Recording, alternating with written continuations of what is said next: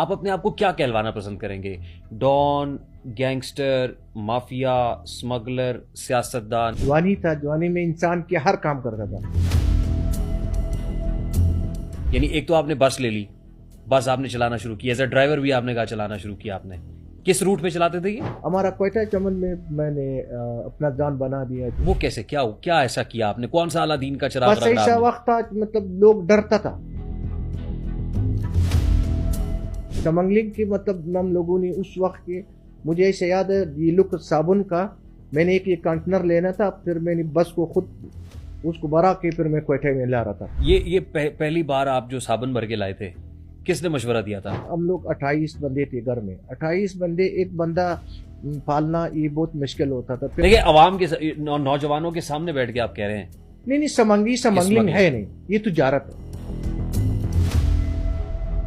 کیا یہ اگر وہ رشوت کے پیسوں سے، رشوت ناجائز پیسے سے، تو پھر تو ہمارا پاکستان میں بغیر رشوت کے اللہ کو کوئی کام نہیں ہو سکتے. پاکستان میں جن چیزوں کی سب سے زیادہ اسمگلنگ ہوتی ہے ان میں ٹائر ہیں، سٹیل ہے، اس میں چائے ہے، اس میں ڈیزل ہے. تو یہ تو سرکاری خزانے کو نقصان ہو رہا ہے حاجی یہ صاحب. کون کر رہا ہے نا؟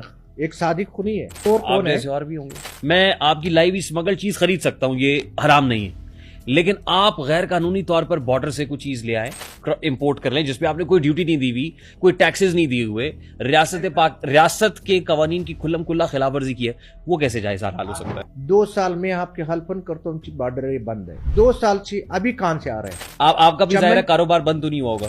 آپ سے کوئی 50 ٹرک برآمد کیے تھے اور 9 ویئر ہاؤسز کے اوپر بھی انہوں نے وہاں سے سامان ریکور کیا تھا آپ کا. یہ کسٹمز ٹوڈے کے اندر آپ سے متعلق خبر لگی ہوئی ہے. اس نے ہم کو دھمکی دیا چاہیے خود کچھ کرتا ہے. ایک ڈرامہ اپنا. حسن فرید کسٹم انٹیلیجنس آفیسر تھا، اس نے کہا یہ تھریٹ کیا ہے مجھے کہ جان سے مار دیں گے. یہ جو کانفلکٹس اینڈ پیس اسٹڈیز کی رپورٹ ہے وہ یہ کہتی ہے کہ افغان طالبان کے ساتھ بھی تو آپ کا تعلق ہے نا؟ دیکھنا طالبان کے ساتھ یا اس کے ساتھ ہمارا تعلق ایسے ہے کہ ہمارا قبائلی وطن ہے. دیکھیں ایک طرف تو آپ کی باتوں سے لگتا ہے کہ آپ بہت محب وطن پاکستانی ہیں، بہت عاجز ہیں، آپ ملک کا درد رکھتے ہیں، مظلوم عوامی تحریک آپ نے شروع کی ہوئی ہے، لیکن دوسری طرف آپ یہ کہتے ہیں کہ اسمگلنگ بھی جائز ہے، اسمگلنگ بھی حلال ہے، اور اسمگلنگ سے آپ نے پیسہ کمایا بھی ہے. تو یہ ملک کے اوپر آپ نے احسان کیا ہے یا ملک کو چونا لگایا ہے؟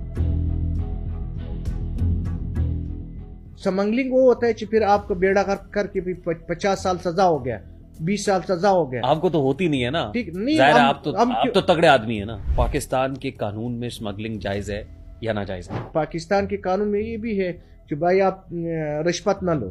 اگر اسمگلنگ